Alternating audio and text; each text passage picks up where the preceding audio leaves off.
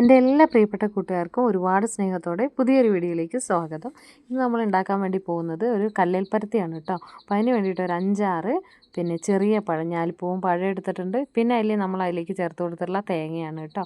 തേങ്ങ ഇച്ചിരി അടർന്നു പോകുന്നതുകൊണ്ട് മിക്സിയിലിട്ടൊന്ന് ക്രഷ് ചെയ്തിട്ടാണ് ചേർത്ത് കൊടുത്തിട്ടുള്ളത് കേട്ടോ. ഇതിലേക്ക് നമുക്ക് ചെറിയ ജീരകം ഉണ്ടല്ലോ, ക്യുമിൻ സീഡ്.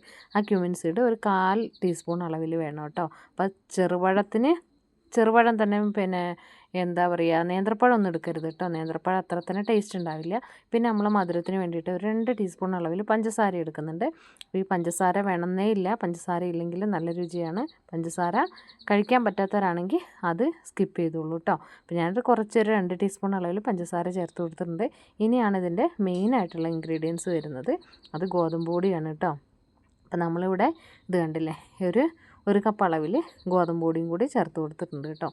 ഇനി ഇതിലേക്ക് നമ്മൾ എന്താ ചെയ്യേണ്ടതെന്ന് വെച്ചാൽ ഇത് കൈവച്ച് നന്നായിട്ട് ഞെരടി യോജിപ്പിക്കണം. ഈ ഒരു പഴവും പഞ്ചസാരയും തേങ്ങയും ഒക്കെ നന്നായിട്ട് കൈ ഉപയോഗിച്ച് ഞെരടി ചേർക്കുകയാണ് വേണ്ടത്. കൈ ഉപയോഗിച്ച് നന്നായിട്ട് ഞെരടി യോജിപ്പിക്കണം കേട്ടോ. എന്നതിന് ശേഷം ആവശ്യത്തിന് വെള്ളം ഒഴിച്ച് കൊടുത്താൽ മതി കേട്ടോ. ഈ പഴം ഉണ്ടല്ലോ, ഈ ഒരു പൊടിയിൽ നന്നായിട്ട് മിക്സ് ചെയ്യണം. അത് വിചാരിച്ചിട്ട് അത് മിക്സിയിലിട്ട് അടിക്കൊന്നും ചെയ്യരുത് കേട്ടോ. കൈ വെച്ചിട്ട് തന്നെ ഇങ്ങനെ തന്നെ നന്നായിട്ടൊന്ന് മിക്സ് ചെയ്തെടുത്താൽ മതി കേട്ടോ. പിന്നെ ഇതിലേക്ക് ഈ ഒരു ഗോതമ്പ് പൊടി ഈ ഒരു ചെറുപഴം ഉണ്ടെങ്കിൽ നമുക്ക് പെട്ടെന്ന് തന്നെ ഉണ്ടാക്കിയെടുക്കാൻ പറ്റുന്ന ഒരു വിഭവമാണ് കേട്ടോ. ഇത് നമ്മളെ ഈ ഒരു നോൺ സ്റ്റിക്കിൻ്റെ പാനിലൊക്കെ എത്രത്തോളം ഇത് സക്സസ് ആവും എന്നറിയത്തില്ല. നമ്മളെ ഈ ഒരു കാസ്റ്റേണിൻ്റെ ദോശക്കല്ലുണ്ടല്ലോ, അങ്ങനത്തെ ദോശക്കല്ലിലാണ് ഇത് ചുട്ടെടുക്കാൻ വേണ്ടി പോകുന്നത് കേട്ടോ. ഇത് കണ്ടോ, ഇപ്പോൾ നമ്മൾ കുറച്ച് വെള്ളം കൂടി ചേർത്തിട്ട് ഒന്നും കൂടി മിക്സ് ചെയ്ത് ഇങ്ങനെ ഞാനിപ്പോൾ കൈ കൊണ്ടല്ല കാണിക്കുന്നത്, സ്പൂൺ കൊണ്ടാണ്. ഇത് കൈ വെള്ളത്തിൽ നനച്ചിട്ട് കൈ കൊണ്ട് തന്നെ കോരിയിട്ട് കല്ലിൽ ഇങ്ങനെ പരത്തി കൊടുക്കുകയാണ് ചെയ്യുക കേട്ടോ.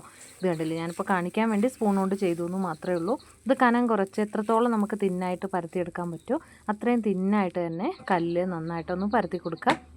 ഹൈ ഫ്ലെയിമിൽ തന്നെ ഇട്ടോളൂ കേട്ടോ.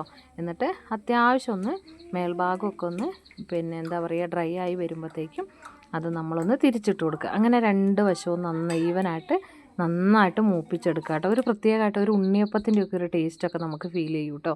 അപ്പോൾ അത് കല്ലേൽ പരത്തി അല്ലെങ്കിൽ ഗോതമ്പപ്പം അങ്ങനെയൊക്കെയാണ് ഇവിടെ ഇത് പറയുന്നത്. ഇതിൻ്റെ പേര് വളരെ സിമ്പിളായിട്ട് നമുക്ക് ഉണ്ടാക്കിയെടുക്കാനും പറ്റും. ഭയങ്കര ടേസ്റ്റുമാണ് കേട്ടോ. ശരിക്കും ഒരു ഉണ്ണിയപ്പമൊക്കെ കഴിച്ചൊരു ഫീലാണ്.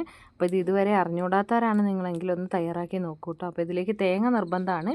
അതുപോലെ തന്നെ ചെറുപഴം, ഈ ഒരു ചെറുപഴത്തിൻ്റെയൊക്കെ ഒരു 6-7 പഴം വേണമെങ്കിലും എടുക്കാം കേട്ടോ. ഞാനൊരു 6 പഴത്തോളം എടുത്തിട്ടുണ്ട്, ചെറുതായതുകൊണ്ട് തന്നെ. പിന്നെ ഗോതമ്പ് പൊടി, അതുപോലെ അരിപ്പൊടി, മറ്റുള്ള മൈദപ്പൊടി അങ്ങനെയുള്ള പൊടിയൊന്നും ഉപയോഗിച്ച് ചെയ്യരുത്. ഈ ഒരു ഗോതമ്പ് പൊടി തന്നെ ചെയ്ത് വെക്കണം. നല്ല സോഫ്റ്റാണ്. അതുപോലെ നന്നായിട്ട് മൂപ്പിച്ചെടുക്കണം കേട്ടോ. നല്ലോണം മൂക്കണം, എന്നാൽ കരിഞ്ഞു പോകരുത്. ഇത് കണ്ടില്ല, ഇതിപ്പോൾ കരിഞ്ഞിട്ടില്ല. ക്യാമറയിൽ ഇങ്ങനെ ഒരു ഇത് വന്നിട്ടുണ്ടെങ്കിൽ കൂടി ഇത് കരിഞ്ഞിട്ടൊന്നുമില്ല കേട്ടോ. നല്ലൊരു ഉണ്ണിയപ്പത്തിൻ്റെ നല്ലൊരു മണവും ഇതൊക്കെ ചേർത്ത് കൊടുത്തിട്ടുള്ളതുകൊണ്ട് ചെറിയ ജീരകത്തിൻ്റെയും ഒക്കെ ഒരു ടേസ്റ്റ് ഉള്ളതുകൊണ്ട് നല്ലൊരു മണവും നല്ല രുചിയാണ്. അപ്പോൾ നന്നായിട്ട് തന്നെ കൈ വെള്ളത്തിൽ നോക്കിയിട്ട് നന്നായിട്ട് എന്താ പറയുക, കനം കുറച്ച് പരത്തി കൊടുക്കണം. അങ്ങനെ 2 വശവും ഒരു 3-4 വട്ടം ചെറിയ തീയിലിട്ട് തിരിച്ചും മറിച്ചിട്ടൊന്ന് വേവിച്ചെടുക്കുക. അപ്പോൾ ഇതാണ് കല്ലേൽ പരത്തി അല്ലെങ്കിൽ ഗോതമ്പപ്പം എന്ന് പറയുന്നത്. അപ്പോൾ എല്ലാവരും തയ്യാറാക്കി നോക്കുക കേട്ടോ. വളരെ സിമ്പിളായിട്ടല്ലേ നമുക്ക് ഉണ്ടാക്കിയെടുക്കാൻ പറ്റും. കുട്ടികൾക്കൊക്കെ കഴിക്കുന്നത് നല്ലതാണ്. കഴിച്ചാലും എന്താ പറയുക, രാവിലെ നമുക്ക് അധികം കടിയൊന്നും ഉണ്ടാക്കാൻ പറ്റാത്തൊരു ദിവസം, അല്ലെങ്കിൽ ഉണ്ടാക്കാനായിട്ട് നമ്മൾ മാവൊന്നും പ്രിപ്പയർ ചെയ്യാത്ത ഒരു ദിവസം നമുക്ക് ഉണ്ടാക്കിയെടുക്കാൻ പറ്റുന്ന അടിപൊളിയായിട്ടുള്ള കടിയാണ് കേട്ടോ. ചെറിയൊരു മധുരം ഉണ്ടാവും. അപ്പോൾ ആ മധുരത്തിൻ്റെ അളവൊക്കെ നമുക്ക് കൂട്ടുകയും കുറയ്ക്കാം. കാണാൻ ഒരുപാട് ഭംഗിയൊന്നുമില്ലെങ്കിൽ കഴിക്കാൻ അടിപൊളിയാണ് കേട്ടോ. അപ്പോൾ എല്ലാവരും ട്രൈ ചെയ്ത് നോക്കിയിട്ട് ഈ ഒരു വീഡിയോൻ്റെ അടിയിൽ തന്നെ വന്നിട്ട് നിങ്ങളുടെ കമൻറ്റ് ചെയ്യാനായിട്ട് മറന്നുപോലെ. അപ്പോൾ അടുത്ത നല്ലൊരു വീഡിയോ ആയിട്ട് നമുക്ക് വീണ്ടും കാണാം. അപ്പോൾ എല്ലാവരോടും ഒരുപാട് സ്നേഹം. Thank you for watching.